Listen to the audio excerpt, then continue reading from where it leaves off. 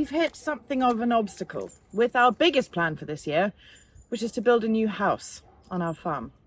But we'll tell you more about that in a bit more detail later on. Welcome back to another eventful episode here on our Portugal farm renovation. Thank you so much to everybody who left us a comment on our last episode, helping us decide what we're going to work on next. One of the projects we've got to work on is to build an extension to the stone house right here. Or will we be turning this Hobbit house door into an underground bunker with this view? I'm going to be telling you all about a secret project which I'm going to be working on right here, all by myself, because John hasn't got time to finish it. And I'm going to bring you up to speed with what's been going on here at the Treehouse. Our final project is to complete this biopool right behind us, Which we started nearly a year ago now. So during the course of this video, we're going to talk to you more about all of these projects, and we're going to let you know which project is going to take priority. And that is all thanks to your feedback on last week's episode. So a huge thanks once again to everybody who weighed in and helped us organise our priorities. But first, let's catch up with the Treehouse project right there. There's a couple of weeks worth of work gone into it so far, and I'm excited to share with you what's been going on. Supporting our immune system while we were in India for 5 weeks was one thing, but having come home back to Portugal and now being in the cold of the European winter, looking after our bodies this season is really, really important. John and I took enough AG1 to see us through the whole trip.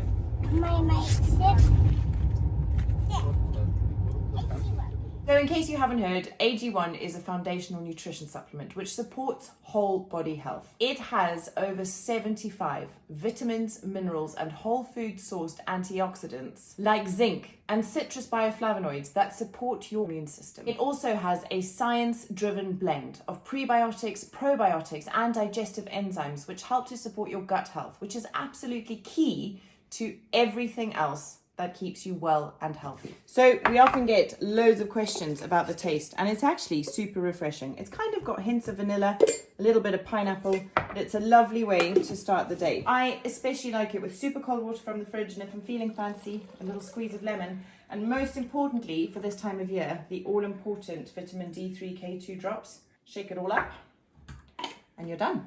John and I have been taking AG1 and relying on it to support us for over a year now, and I really hope that you'll take us up on the offer of trying it for yourselves. We've made it a little bit easier this time. There's a link in our description, but there's also a QR code on your screen here.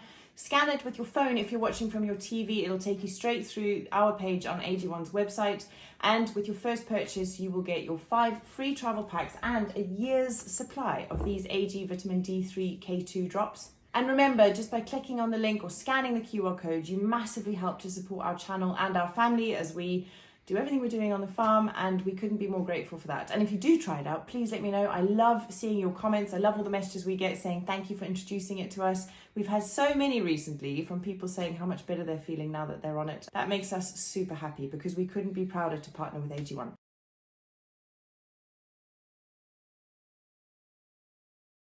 What are you looking for? An orange. Yesterday, we took the delivery of all of the wood that we're going to need to build that tree house. Well, I say all of it. Let's see how carried away we get. Here it is, right behind me. And to contextualize the amount of wood that's there, if everybody remembers our outside deck, outside kitchen build that we did earlier on in the summer, the one that bust my shoulder, we used around about the same amount of wood as is here on that project.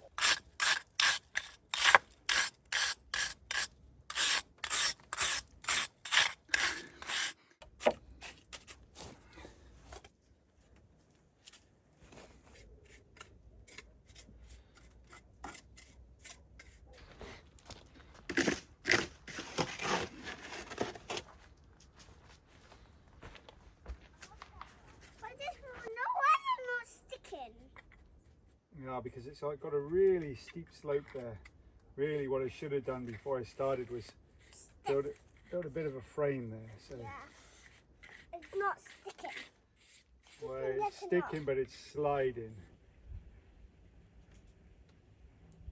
Put down those footings. Really pleased with how they've turned out. It sort of tidies up the bottom bits, hides those big metal brackets that we put deep into the granite. And I don't know, it starts to give it a little bit of flavour and a little bit of character. I want to have a lookout point here. Let me show you from above. So the idea would be to have it coming along like this. Like out that way, straight past the trees. It's gonna be great.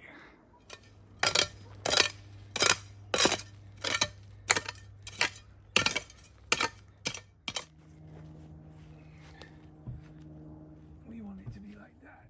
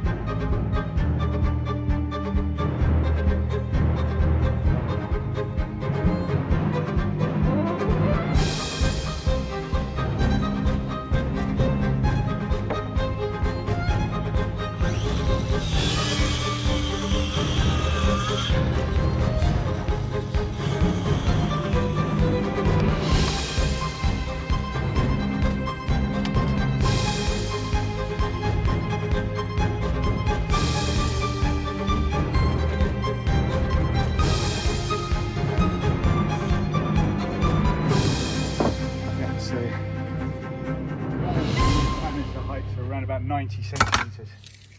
I think that's probably we should build it. That's not quite 90. I'm going to go a little bit lower because I haven't got any more wood to play with. 83 I'm going to go. Alright, this one's breaking code, everybody. Sorry about that.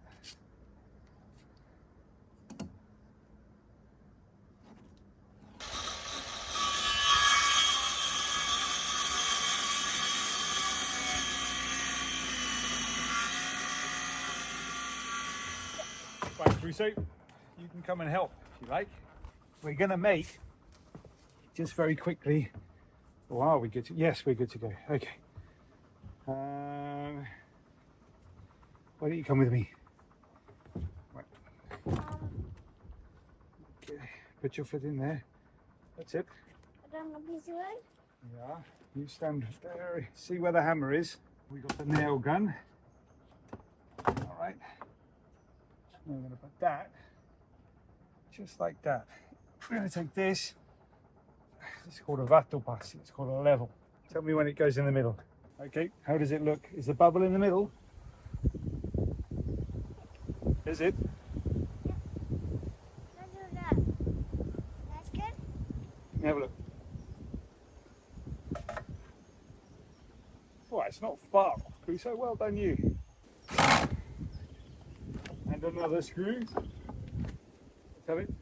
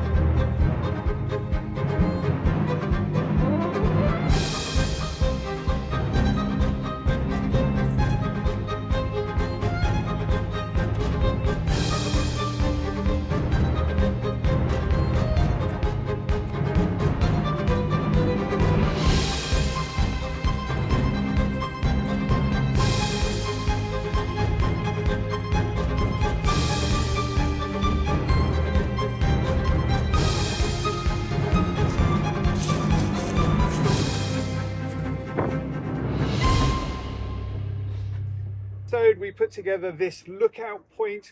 I think it's absolutely fab and it's turned out really great. Not quite finished yet, but definitely you're able to get a good sense of height and a huge view from the very end there. So today we're going to be building an escape hatch.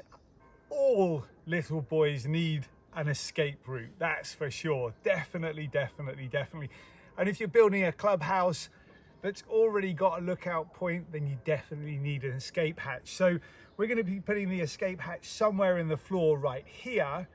The question is, after we've cut the hole in the floor, where is that escape hatch going to lead to? Now, I've done some research on escape hatches and how big they should be. It's important that we get this one right. So it turns out that there is actually a size. If you Google how big should an escape hatch be, there is an actual size that escape hatches should definitely adhere to. I think it's about 38 centimeters, if I remember rightly. 38 centimeters. So 38 centimeters, and that is 38 centimeters that a circle could fit into. So basically what they're saying is the escape hatch could be any shape you like, as long as 38.5 centimeters circle can fit through it. That's probably about, well, surely more. That's 38.5 centimeters. I mean, it's going to be a squeeze for me. But look, it's Crusoe and Sawyer that's got to get through it, and they've got a long time to live before they get to be about the same size as me. So, or maybe not, let's see. So 38.5 centimeters would be 3 boards wide. Gosh, that's quite small. But then in the context of the size of this building, it's quite big. So I think let's stick with what Google says. I'm going to go for 3 planks wide, which would be 45 centimeters. So if I make the escape hatch 45 centimeters squared, I think we're going to be onto a winner. Okay, I've got a piece of this wood left over from when we were building the lookout point.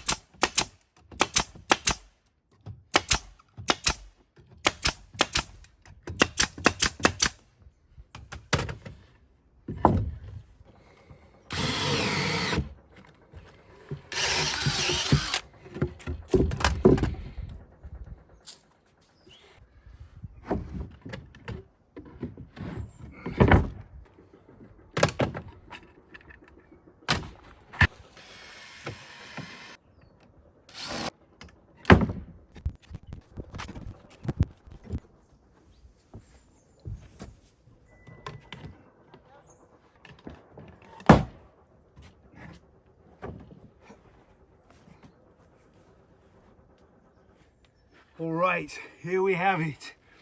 We've got the escape hatch and we've got the safe room.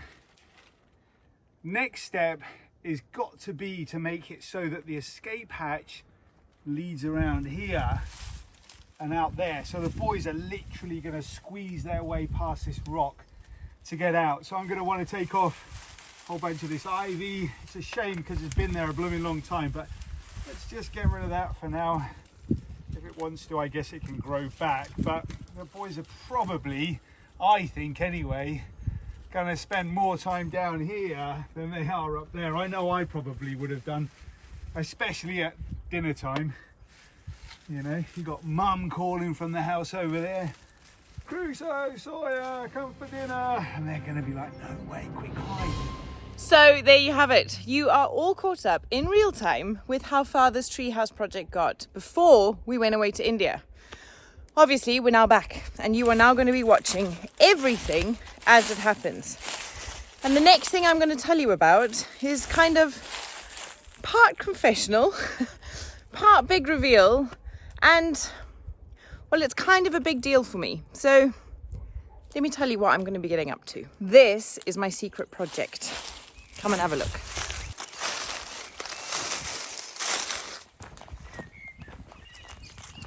So if you've been with us a while, you'll know the general order of things is that John is always doing all of the building and the projects are all his own. And he is incredible at it. He has the most amazing vision, the most amazing imagination, and the most amazing ability to do things. And when I think about it for myself, I never think that I could do it too, which is crazy because that's the message that we want as a channel to give to you guys, so that as a community we can all try things that we find difficult or that we think we can't do. So this year I really wanted to push myself way out of my comfort zone and do something to prove not just to myself but to anybody who in my head thinks I couldn't do it, that I can do anything and that I can do hard things, because sometimes I don't really believe it.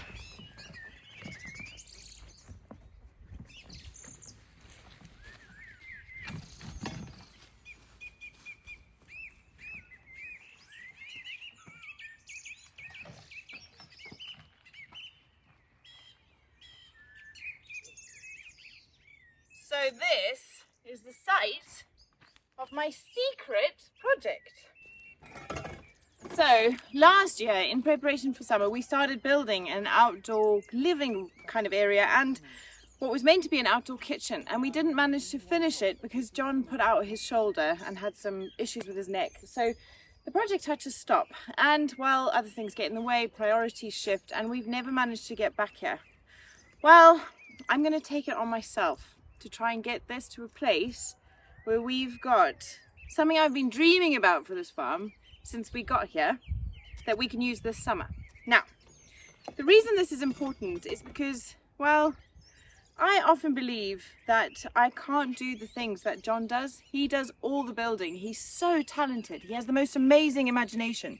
He has the most incredible vision, and he has the most amazing skill set to be able to create things like the deck, like the tiny house, like the chicken coop, like the treehouse, and like the extension he's going to start building next week. And I always think I couldn't do that. I can't do that. And something really resonated to me as the kind of new year was rolling in.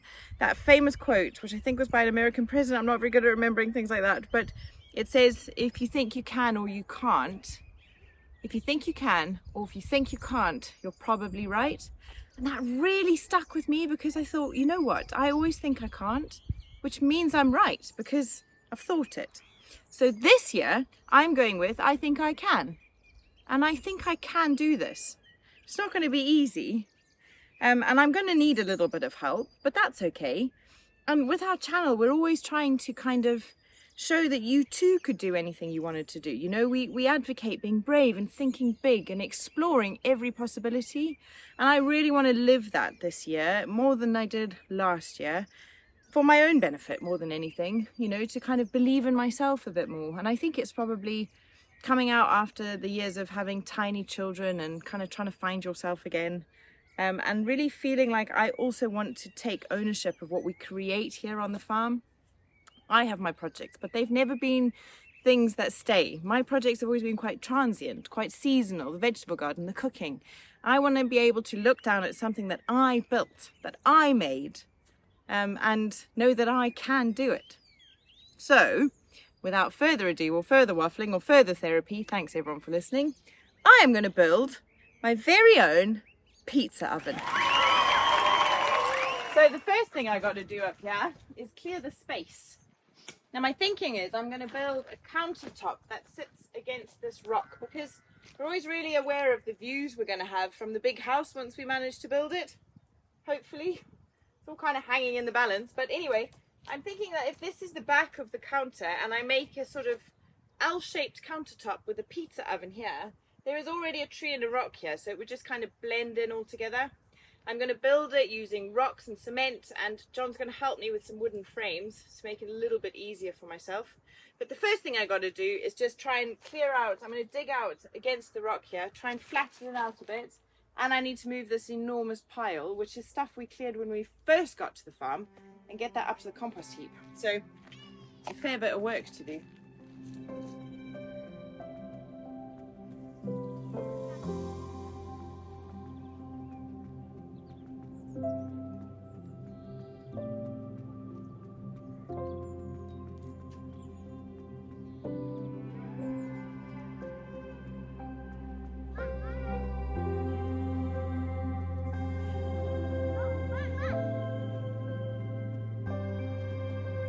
Hello, my boys. So I want to come see you because Mama, where's Mama?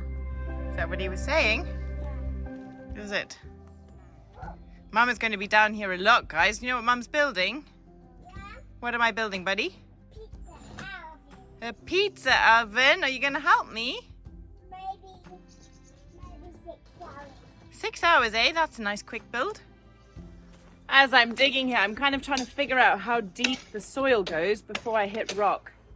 Because one idea is to start with a cement floor and throw a cement platform. The other idea is to just build on the ground by sticking rebar into the granite and then... Mom, stop. Why? I'm just relaxing. Oh, you're relaxing. Sorry, buddy. Can I just finish this and then I'll let you relax again? Okay.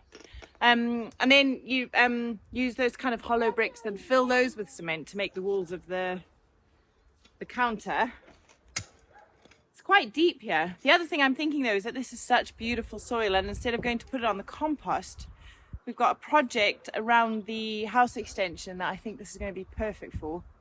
So I'm wondering if I'm just going to maybe pile it somewhere else for now and then get it up to the stone house, rather than take it all the way up to the compost. Beautiful, hey? Why are you digging here? Because this is where we're going to make our pizza oven. Are you going to help me build it? Yeah. Thanks, my boy. We're not First, we've got to get all the soil away so that we can make a thing. What's that? That's the root. A root, hey? I need to get it out. Got it! Well done, you. Hey, look. Wait. There's another root.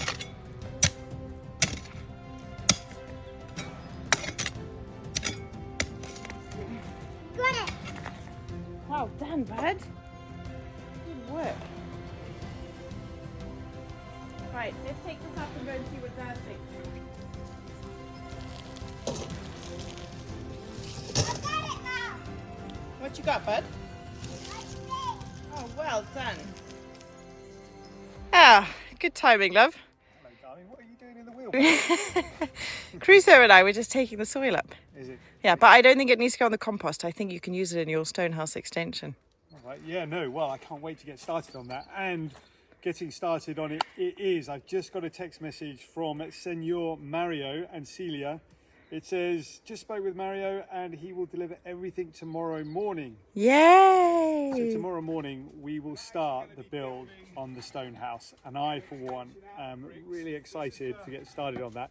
Just to let everybody know as well, though, the Treehouse project, it's going to be continue. I'm not going to stop doing that. That's kind of a hobby project for me. So every now and then I think I'm going to wander up that hill and just put a couple of pieces of wood together. And we are looking to see if we can find some help with the biopool, aren't we? We are, yeah, we are. So it's all going to happen, I think, at the same time. But Yeah, what you'll be seeing the most of, extension and treehouse. Yeah. And my secret project, but come and have a look. Yeah, okay.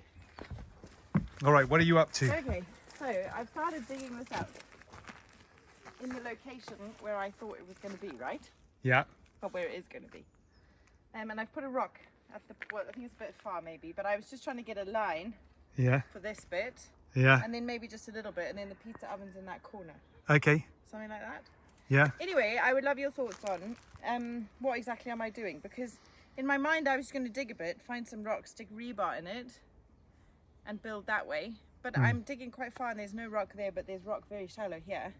So then I'm like, should I be leveling it out, putting some gravel, putting a concrete slab? So if it was me, I would be going from this end right here. Okay. And I'd just be shifting the mud bit by bit out the way to see how far it goes down. Okay. That's a fun project, darling. I'm You're gonna so have fun. excited about it. Yeah. Anyway, we should talk about what's going on. Yeah, let's do that. So, as we've said before, we are planning to build a big new house on the property. And we are really keen that we do that using the right channels, and we've applied for permission to do it through the municipality and through the agricultural reserve.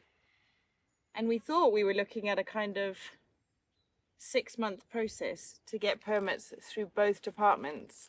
Yeah. And we're kind of hoping that we were going to get approval from the agricultural reserve before Christmas. Yeah, we haven't got any approval yet. We had the last guy that came around to have a look around, basically said, yeah, it's going to be no problem. It's going to sail through. Everything's going to go fine. We've had our architect give us a call and talk to us about the process, and he's kind of said, don't worry about it. Everything's going to be just fine. These things just take a little bit longer in Portugal than, to be fair though, in the UK, it's pretty much the same. These things take time. Yeah. So, we've got two choices. We go ahead and we start building without planning permission. I just don't feel comfortable doing that. Or we wait and we do all of these other really fun, exciting, big projects that we've got bubbling around whilst we wait. And I think that there's enough work for us to be getting on with without having to worry too much about whether it's going to be another 2, 3, 5 months until we get those planet permits through. So that's why we are going to start building the stone house, to give ourselves a bit more living space this winter. Yep. Make sure that the boys have got their own bedroom, that we've got a bit more kind of space to take refuge from the elements when the weather does set in, and just prepare better for when the big machinery comes and starts knocking down the buildings that we are currently living in. Can't wait for that. We will keep all of you guys updated every single step of the way. If we get a nod from the municipality, from the agricultural reserve, anything that comes up, we'll tell you immediately what's going on. We'll keep you in the loop. As you've seen in this episode, your opinions, your thoughts, they really matter to us. They guide how we do our projects on this farm, and we're so very, very grateful. That's it, ciao! He may not be in his digger, but Mario days are always exciting. Yeah. All right. Well, You better get to work. If you're new around here, we're the Newbys. I'm Tara, this is John, and these are our 2 little boys, Crusoe and Sawyer. We've been renovating this abandoned farm in northern Portugal for over a year, converting outbuildings, creating outdoor living spaces, expanding the family, and making some gnarly abandoned homes livable. Now we're gearing up for a monumental task. Join us as we prepare to knock it all down and build our very own dream home here on our land. But before we can do that, we're facing our toughest season yet. Living in a home that has just 2 rooms with 2 little boys who are under the age of 3 and a very wet winter ahead. Question is, can we handle it?